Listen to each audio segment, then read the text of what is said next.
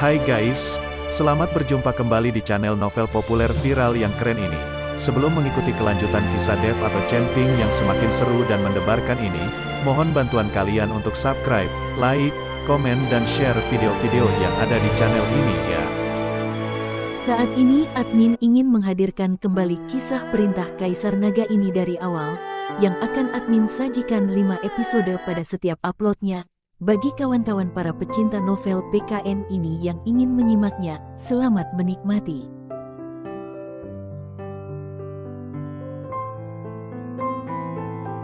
Perintah Kaisar Naga bab 291-295. Brett gemetaran melihat tampang ayahnya, tetapi dia menganggukkan kepalanya juga. Bangsat, saya menyuruhmu introspeksi diri di rumah, kamu malah tidak berubah, akan saya pukul sampai mati.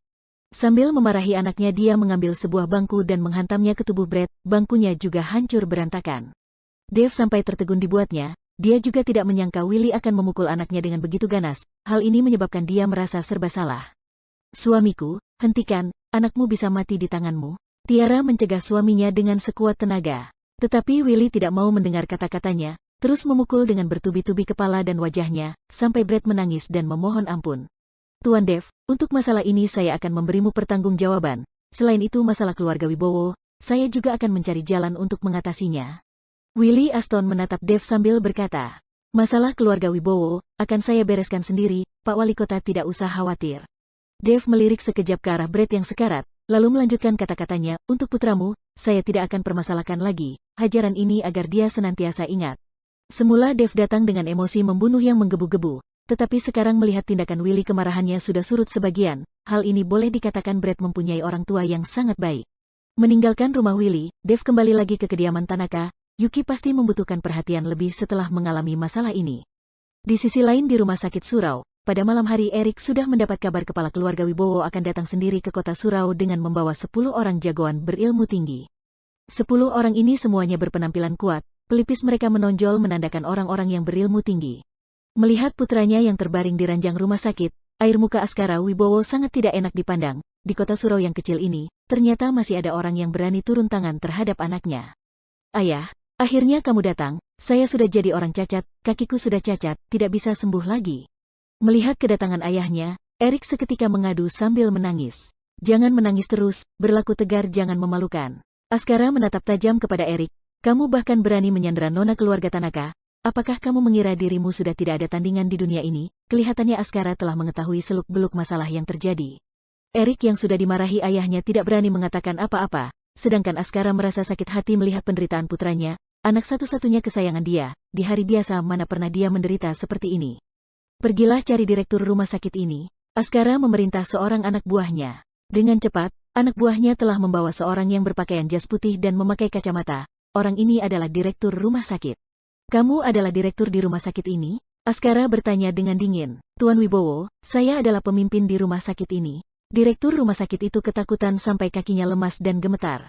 Bagaimana keadaan kaki putraku? Tuan Wibowo, kaki putramu telah dihancurkan orang dengan tenaga luar sehingga seluruh tulang kakinya hancur lebur. Tidak ada arah untuk menyambung kembali, untuk selanjutnya hanya bisa mengandalkan tongkat. Dokter kepala itu menjelaskan dengan hati-hati. Tidak berguna, Askara memberi sebuah tamparan keras kepada direktur rumah sakit itu. Saya tidak mau tahu kamu menggunakan cara apa, pokoknya harus menyembuhkan kaki putraku, kalau tidak akan saya bunuh seluruh anggota keluargamu. Bam, direktur itu sudah berlutut di atas tanah, dan memohon dengan tampang memelas, Tuan Wibowo, rumah sakit kami benar-benar tidak ada cara untuk memulihkan kondisi putramu, kamu bisa membawanya ke rumah sakit besar atau berobat ke luar negeri, semoga bisa ketemu caranya, walaupun kamu membunuh saya juga tidak ada gunanya. Askara melihat tampang direktur itu, dia telah tahu rumah sakit ini memang tidak mampu mengobati putranya, sehingga dia pun tidak mempersulit direktur itu lagi, tetapi dia memerintah anak buahnya, siapkan mobil, kirim tuan muda pulang ke kota Ithaka untuk berobat dengan cepat. Erik sudah diantar pulang ke kota Ithaka, sedangkan Askara sambil menatap pemandangan malam kota Surau, dengan mata yang dingin berkata, berani membuat cacat kaki putraku, maka saya akan membuat seluruh kota Surau menemaninya. Villa kediaman Tanaka, Dev sudah menemani Yuki setengah hari penuh. Semangat dan emosi Yuki sangat baik, hanya kadang-kadang memikirkan saat Dev membunuh Navarro, hatinya masih bergetar ketakutan. Dev juga tinggal di kediaman Tanaka untuk makan malam. Ketika mereka sedang makan, seorang bawahan terburu-buru masuk dan berbisik di telinga Juan. Terlihat air muka Juan berubah, perasaannya seketika menjadi muram. Ayah, Ada apa? Yuki bertanya dengan perasaan tidak tenang. Tidak apa-apa, di kantor ada sedikit masalah, saya akan pergi membereskannya, kalian lanjutkan makannya. Juan kemudian bangkit berdiri, lalu berkata terhadap Dev, kamu menginaplah di sini malam ini, saya tidak bisa memastikan waktu pulang, kamu tolong awasi Yuki. Ayah, wajah Yuki seketika berubah menjadi merah. Paman, kamu pergilah, saya akan menjaga Yuki. Dev menganggukkan kepalanya. Setelah Juan berjalan keluar dari pintu, penampilannya seketika menjadi dingin. Kumpulkan semua pengawal keluarga Tanaka dan ikut bersamaku. 20 orang lebih pengawal yang mengikuti Juan menuju ke Hotel Sawasde. Saat ini di dalam sebuah kamar mewah di Hotel Sawasde, Askara sedang duduk menunggu di dalam sambil minum teh. Sedangkan di luar kamar, terbaring sekelompok penjaga keamanan, semua ini adalah hasil karya Askara Wibowo. Ketika Juan sampai di hotel dan melihat kelompok penjaga keamanan yang tergeletak, hatinya sangat marah.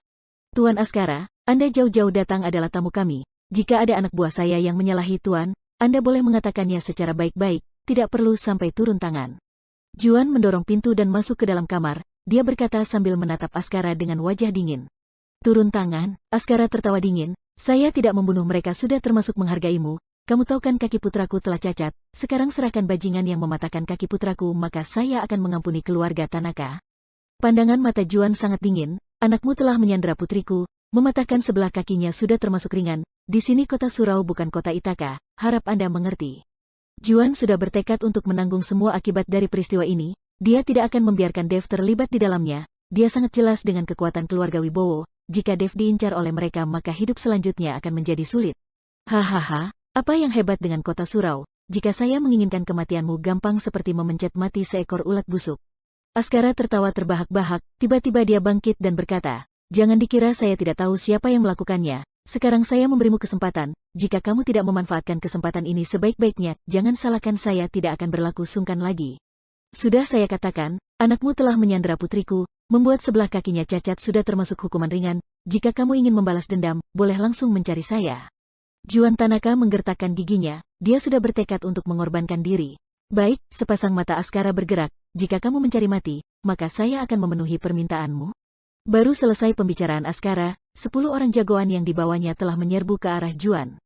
20-an pengawal yang dibawa Juan juga sekaligus turun tangan, mereka menang dalam jumlah tetapi hanya dalam waktu singkat beberapa menit, pengawal keluarga Tanaka yang berjumlah 20-an orang itu telah terkapar di atas tanah sambil merintih kesakitan tidak ada seorang pun yang dapat berdiri tegak, sedangkan orang-orang yang dibawa Askara tidak ada seorang pun yang terluka. Perbedaan kekuatan mereka terlalu besar ibarat seorang dewasa memukul seorang anak kecil yang berumur 5 tahun, sama sekali tidak ada tekanan. Raut wajah Juan langsung berubah drastis, tubuhnya juga sedang gemetar akan tetapi dia tetap berdiri di sana tidak bergerak dan tidak melarikan diri. Sekarang saya bertanya kepadamu sekali lagi, serahkan bajingan yang mematahkan kaki putraku. Askara berkata sambil menatap Juan dengan wajah yang beringas. Saya yang mematahkan kaki putramu, kalau ingin membalas dendam sekarang juga kamu boleh membunuh saya. Juan sudah bertekad bulat tidak akan melibatkan Dev, karena itu dia memilih datang sendiri tanpa memberitahu Dev. Jangan mengira saya tidak berani membunuhmu. Askara mengerutkan keningnya, dengan mengarahkan sebilah belati yang tajam ke leher Juan. Sepasang kaki Juan mulai gemetar merasakan dinginnya pisau belati yang menempel di lehernya. Tidak ada orang yang tidak takut mati tetapi dia tetap tidak dapat menyerahkan Dev. Tuan Askara, Anda jauh-jauh datang ke kota Surau, mengapa tidak memberitahu saya kan bisa menyambut kedatangan Tuan. Pada saat Askara mengarahkan pisau belati ke leher Juan, tiba-tiba terdengar suara seseorang yang hangat, Indrawan Pratomo telah tiba dengan tergesa-gesa. Indrawan memandang para pengawal keluarga Tanaka yang sedang merintih kesakitan, lalu memandang pisau belati di tangan Tuan Askara, dia lalu tersenyum, Tuan Askara, Anda baru saja sampai di kota Surau, jika ada masalah, kita bisa diskusi baik-baik tanpa perlu menggerakkan senjata. Indrawan maju ke depan dan mengambil pisau belati dari tangan Askara. Dulu Indrawan Pratomo juga merupakan seorang pejabat di kota Ithaka sehingga mengenal Tuan Askara Wibowo, sekarang dia sudah pensiun sehingga kekuatannya tidak begitu berpengaruh lagi. Tetapi Askara masih menghargainya karena dia telah duduk kembali di tempat semula. Tuan Tanaka, Anda juga silakan duduk, kita bisa diskusikan masalah ini. Indrawan bertindak sebagai penengah dan menyuruh Juan duduk untuk diskusi. Juan menganggukkan kepala dan mengikuti petunjuk Indrawan untuk duduk. Dalam perjalanan tadi Juan telah menghubungi Indrawan Pratomo melalui sambungan telepon karena dia tahu berdasarkan kekuatan keluarga Tanaka masih belum bisa melawan keluarga Wibowo sehingga dia sengaja menghubungi Indrawan agar datang untuk mendamaikan suasana. Jika masalah ini dapat diselesaikan dengan ganti rugi, tidak perlu dengan kekerasan maka akan lebih baik karena Juan juga tidak ingin mati. Tuan Askara, saya sudah mendengar masalah ini. Sebenarnya dalam masalah ini putra Anda juga bersalah. Karena masalah sudah terjadi, sebaiknya kita diskusikan bagaimana cara penyelesaiannya.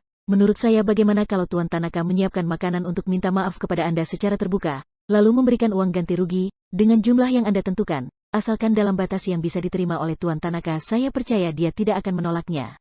Setelah duduk, Indrawan berkata kepada Askara dengan wajah tersenyum. Pratomo, apakah menurutmu keluarga Wibowo kekurangan uang? Askara berkata sambil menyeringai. Ini, seketika Indrawan dibuat bungkam, ekspresinya sangat canggung tetapi dengan cepat dia sudah tertawa lagi dan berkata, keluarga Wibowo kaya raya tentu saja tidak kekurangan uang. Tuan Askara, kalau begitu Anda katakan kita harus berbuat apa agar Anda merasa puas? Serahkan orang yang melumpuhkan kaki putraku, dan suruh Yuki Tanaka untuk merawat putraku, gara-gara dia putraku baru berubah menjadi seperti ini.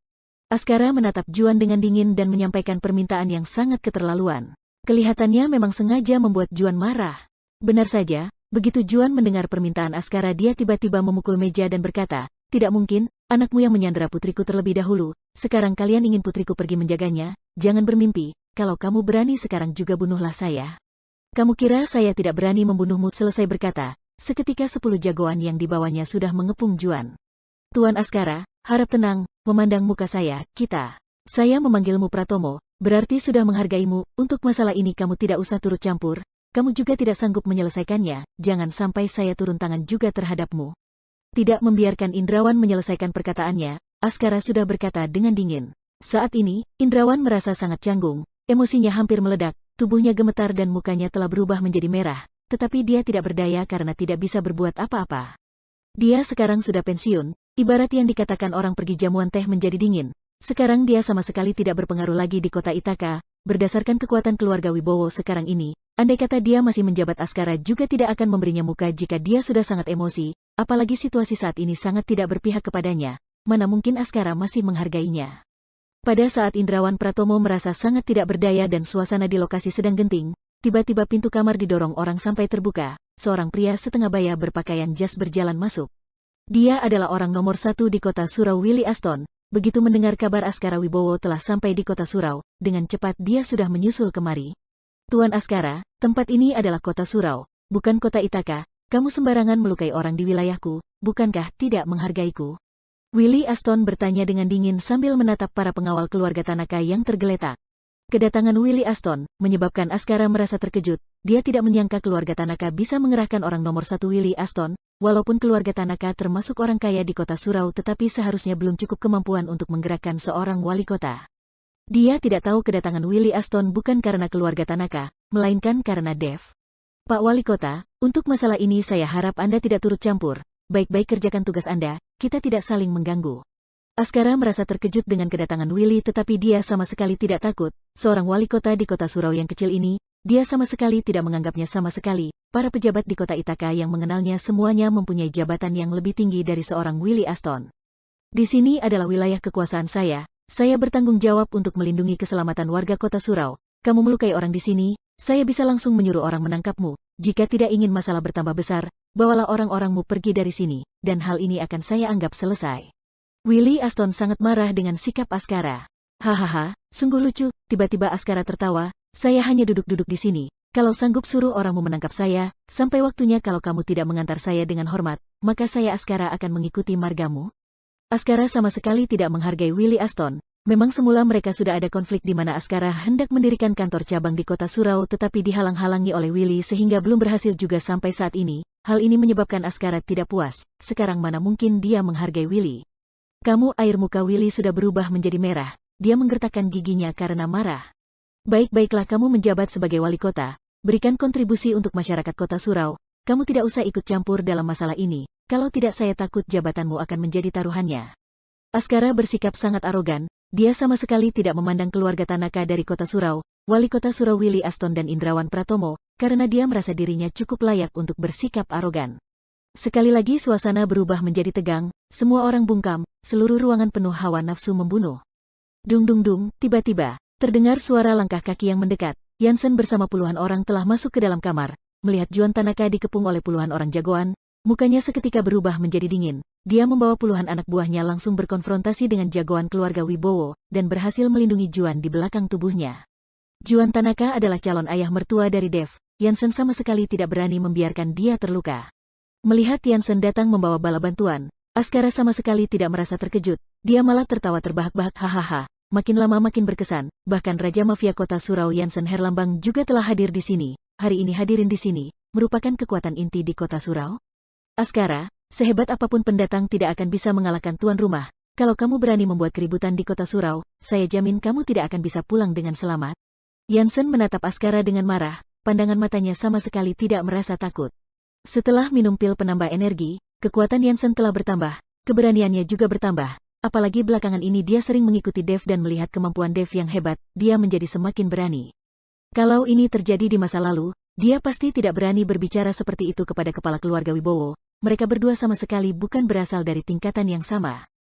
Askara tertegun sejenak, dia tidak percaya Yansen berani berbicara kepadanya dengan nada seperti itu. Raut wajahnya berubah menjadi dingin. Kamu seorang Yansen tidak pantas dianggap sebagai tuan rumah, bagiku kamu hanyalah sampah masyarakat. Selesai berkata dia memukul meja yang keras seketika hancur berkeping-keping. Kali ini, raut wajah semua orang berubah. Yansen mengkerutkan keningnya, dia juga sama sekali tidak menyangka Askara mempunyai kekuatan yang begitu mengerikan. Hari ini saya harus membawa pergi orang yang membuat cacat kaki putraku. Sekarang saya kasih kalian waktu 5 menit untuk berpikir, serahkan orang, atau mati. Ketika kata mati keluar dari mulutnya, suhu ruangan menurun secara drastis, menyebabkan Juan dan lainnya terlibat perang dingin. Tuan Tanaka, saya sudah menghubungi Tuan Dev. Jika Askara bertindak sebelum Tuan Dev sampai di sini, kamu duluan melarikan diri, saya akan membawa orang untuk menghadangnya sekuat tenaga. Orang-orang saya sudah hampir lengkap berkumpul di sini. Yansen berbisik kepada Juan. Kamu, Juan yang mendengar Yansen telah menghubungi Dev, seketika merasa tidak berdaya. Jika Dev datang ke sini bukankah menghantar nyawa, karena dilihat dari situasinya, Askara tidak akan puas kalau belum membunuh orang. Tuan Tanaka, kamu tidak usah khawatir. Yansen menghiburnya, dia sangat yakin dengan kemampuan yang dimiliki oleh Dev. Di sisi lain, Dev yang sedang makan tiba-tiba menerima sebuah pesan yang dikirim oleh Yansen. Setelah Dev melihat isinya, seluruh tubuhnya memancarkan hawa nafsu membunuh yang sangat mengerikan. Dev, ada apa denganmu? Yuki bertanya dengan hati-hati, sepertinya sudah merasakan hawa pembunuhan yang terpancar dari tubuh Dev. Saya tidak apa-apa, kamu makan duluan. Dev bangkit dan memakai baju jaketnya lalu berpesan kepada pembantu rumah, awasi Nona, jangan biarkan dia keluar rumah. Baik tuan, pembantu rumah Tanaka menjawab dengan hormat. Dev tertegun, dia tersenyum tak berdaya menatap pembantu rumah Tanaka yang begitu hormat kepadanya. Dia dan Yuki belum berhubungan secara resmi, hanya saling menyukai dan memahami dalam hati, tetapi di dalam pandangan orang bawahan keluarga Tanaka, dia sudah dianggap sebagai teman pria Nona Yuki. Ini dapat juga dikatakan ketika kondisi matang, kesuksesan secara alami tercapai. Nanti pulang, saya akan beri hadiah. Dev menepuk pelan pundak pembantu itu, selesai berkata dia langsung meninggalkan rumah. Sebuah sapaan sebagai pasangan Yuki telah membuat hatinya merasa nyaman. Waktunya sudah habis, bagaimana keputusan kalian? Serahkan orang, atau mati? Askara bertanya kepada Juan dengan nada bicara yang dingin. Begitu Askara selesai berbicara, 10 jagoannya telah siap memasang ancang-ancang. Mereka sama sekali tidak takut menghadapi puluhan orang yang dibawa Yansen, satu persatu bermata tajam dan membawa hawa nafsu membunuh. Di dalam pandangan mereka orang-orang yang dibawa Yansen hanyalah cecunguk kecil, dapat dibasmi dengan mudah. Askara, saya pasti tidak akan menyerahkan orang. Juan Tanaka menjawab dengan tegas.